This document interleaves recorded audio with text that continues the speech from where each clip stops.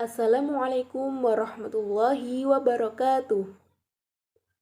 Baik, sebelum pelajaran dimulai, marilah kita berdoa terlebih dahulu dengan tujuan agar ilmu yang kita pelajari hari ini bermanfaat di dunia maupun di akhirat. Berdoa dimulai. Bismillahirrahmanirrahim. Raditu billahi robba wa bil islami dina wa bi Muhammadin nabiyya wa rasulah. Rabbi zidni ilma warzuqni fahma waj'alni minas sholihin. Amin. Berdoa selesai. Bagaimana kabarnya anak-anak hari ini? Apakah ada yang tidak masuk?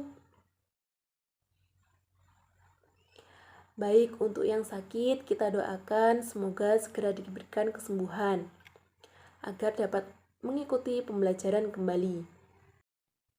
Sebelum menuju ke materi, Bu Guru memiliki sebuah gambar. Nah, pada gambar ini terdapat sosok khalifah. Apakah ada yang tahu? Beliau adalah Umar bin Abdul Aziz. Nah, siapakah Umar bin Abdul Aziz ini? Umar bin Abdul Aziz adalah salah satu khalifah Daulah Bani Umayyah. Untuk lebih jelasnya lagi, mari kita menuju materi kita hari ini. Nah, materi kita hari ini adalah gaya kepemimpinan Umar bin Abdul Aziz.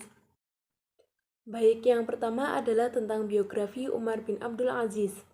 Nama lengkapnya adalah Abu Hafs Umar bin Abdul Aziz bin Marwan bin Hakam bin As bin Umayyah bin Abdul Syams. Beliau ini adalah keturunan Umar bin Khattab melalui ibunya yang bernama Laila Ummu Asim binti Asim bin Umar bin Khattab. Nah, beliau ini lahir ketika ayahnya yang bernama Abdul Aziz menjadi gubernur di Mesir. Umar bin Abdul Aziz ini lahir di Madinah pada tahun 63 Hijriah atau pada tahun 683 Masehi dan wafat di Dar Sam'an, Suriah pada tahun 101 Hijriah atau pada tahun 720 Masehi. Nah, jadi ketika Umar bin Abdul Aziz ini lahir, beliau ini memiliki seorang ayah. Nah, ayah beliau ini adalah seorang gubernur di Mesir. Kemudian nama panggilan atau gelar Umar bin Abdul Aziz antara lain Abu Hafs, kemudian Umar kedua, kemudian Khulafaur Rasyidin yang kelima. Umar bin Abdul Aziz ini menghabiskan sebagian besar hidupnya di Madinah hingga ayah beliau wafat pada tahun 85 Hijriah atau pada tahun 704 Masehi. Kemudian pamannya yang bernama Abdul Malik bin Marwan membawa Umar bin Abdul Aziz ke Damaskus dan menikahkannya dengan putri beliau yang bernama Fatimah. Umar bin Abdul Aziz ini memperoleh pendidikan di Madinah, yang pada waktu itu merupakan pusat ilmu pengetahuan dan gudang para ulama hadis dan tafsir.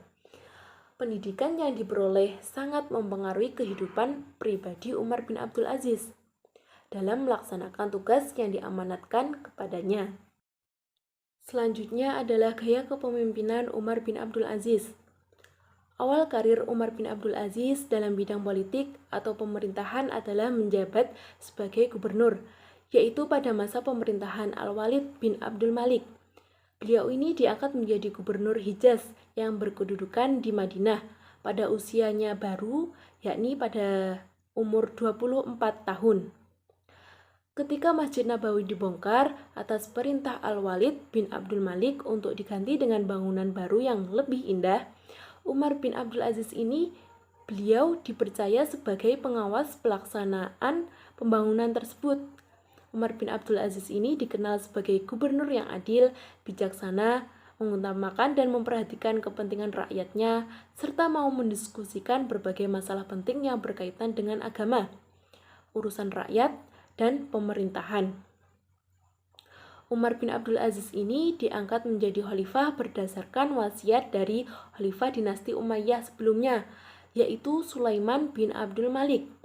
Begitu mendengar dirinya diangkat menjadi khalifah, maka ia mengucapkan kalimat istirja. Nah, apakah ada yang tahu bagaimana bunyi kalimat istirja? Ya, benar. Bunyinya adalah inna lillahi wa inna ilaihi raji'un. Nah, mengapa beliau ini mengucapkan seperti kalimat tersebut? Nah, kalimat tersebut adalah sebagai bentuk ungkapan bahwa jabatan tersebut merupakan musibah bagi beliau.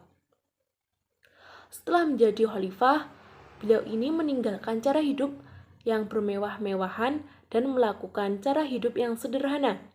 Umar bin Abdul Aziz ini mengembalikan semua harta yang ada pada dirinya ke Baitul Mal. Beliau mengharamkan atas dirinya untuk mengambil apapun dari Baitul Mal. Usaha-usaha Khalifah Umar bin Abdul Aziz yang merupakan prestasinya dalam memerintah.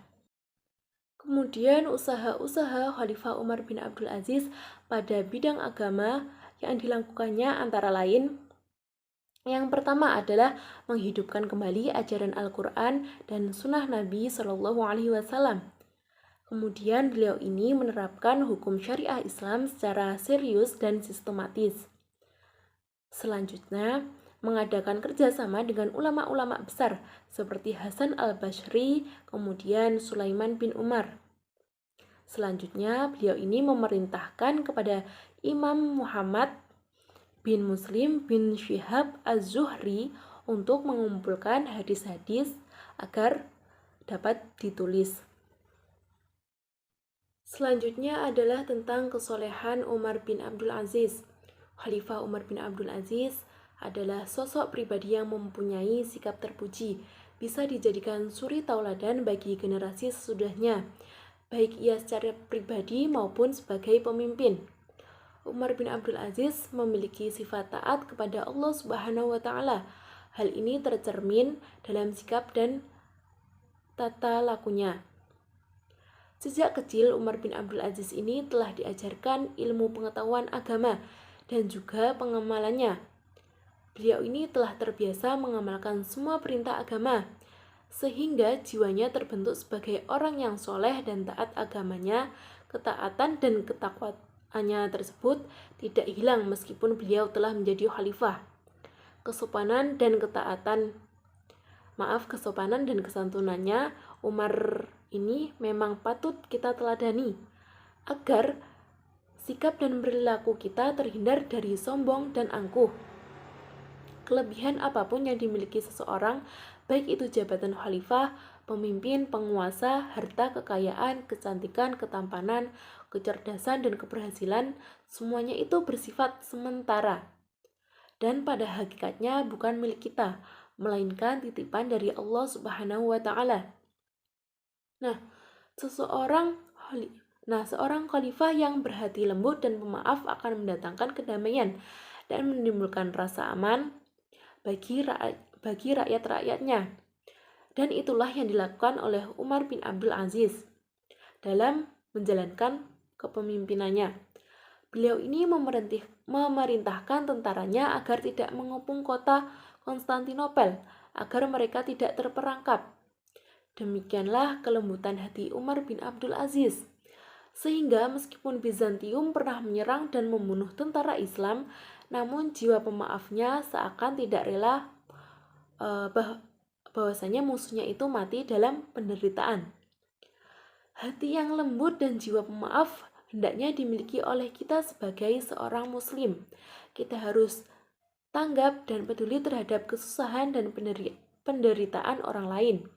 Selain itu juga, kita tidak boleh menjadi seorang yang pendendam. Bagaimana anak-anak? Apakah masih semangat? Harus ya. Selanjutnya adalah tentang prestasi Khalifah Umar bin Abdul Aziz. Nah, apa sajakah prestasi dari Khalifah Umar bin Abdul Aziz? Yang pertama adalah kodifikasi hadis. Usaha yang dilakukan oleh Khalifah Umar bin Abdul Aziz ini dilatar belakangi oleh banyaknya syuhada menghafal hadis dan banyaknya hadis maudhu beredar di masyarakat yang semakin membuat rancu mana hadis yang sahih dan mana hadis yang tidak sahih. Dari situlah muncul kesadaran khalifah untuk membukukan hadis secara lebih sistematis dan dapat dipertanggungjawabkan. Karena dalam hadis Nabi yang berbunyi, barang siapa yang secara sengaja berdusta dan menyadarkannya kepadaku, neraka adalah tempat yang pantas untuk dia kembali. Untuk mengumpulkan hadis, Umar bin Abdul Aziz ini memerintahkan kepada Gubernur Madinah, Abu Bakar bin Muhammad Amr bin Hazm, supaya membukukan hadis-hadis Nabi yang terdapat pada para penghafal. Ulama yang ditunjuk oleh khalifah untuk melakukan pengumpulan hadis dari para penghafalnya adalah Abu Bakar bin Muhammad Amr bin Hazm dan Muhammad ibnu Syihab al-Zuhri. Nah, prestasi yang kedua adalah menghapus diskriminasi pada kaum Mawali. Usaha yang dilakukan oleh Khalifah Umar bin Abdul Aziz ini memberikan perhatian yang lebih mengenai konflik antara bangsa Arab dan Mawali, yang pada masa Khalifah sebelumnya muncul fanatik yang berlebih atau yang dikenal Arabisme dan disertai penghinaan terhadap kelompok lain yang memunculkan konflik. Melalui usaha yang dilakukan oleh Khalifah Umar, berhasil meminimalisir gesekan-gesekan yang muncul dan kontribusi yang paling besar dalam pengkodifikasian hadis serta dialektika yang melingkupinya. Khalifah Umar bin Abdul Aziz ini memberikan perhatian lebih dalam hal ilmu pengetahuan dengan mengirimkan utusan untuk belajar di luar dan menciptakan ahli-ahli ilmu tertentu yang semakin banyak dan mendalam. Jadi, setiap ketetapan yang diambil oleh setiap khalifah dilatar belakangi oleh berbagai hal yang ada di sekitarnya. Begitu juga berbagai ketetapan yang diambil oleh khalifah Umar bin Abdul Aziz ini pasti ditentukan oleh berbagai hal yang ada di sekitarnya, semisal toleransi antar kelompok. Baiklah, itu tadi penjelasan tentang gaya kepemimpinan Umar bin Abdul Aziz dari Bu Guru. Jika dari kalian ada yang belum paham, bisa ditanyakan terlebih dahulu. Jika tidak ada yang ingin ditanyakan, Bu Guru akan membagi kalian menjadi 4 kelompok. Kelompok yang pertama adalah absen nomor 1 sampai 10. Kelompok yang kedua, absen nomor 11 sampai 20. Kelompok yang ketiga adalah absen nomor 21 sampai 30. Dan kelompok yang terakhir, kelompok 4, absen 31 sampai absen 40. Nah, tugas masing-masing kelompok adalah mencari sejarah tentang kepemimpinan Umar bin Abdul Aziz dari berbagai sumber, seperti Al-Quran, majalah, internet, kemudian narasumber. Nah, tugas ini dikumpulkan pada pertemuan berikutnya. Baiklah, dapat kita simpulkan bahwasanya Umar bin Abdul Aziz ini adalah salah satu khalifah dari dinasti Bani Umayyah.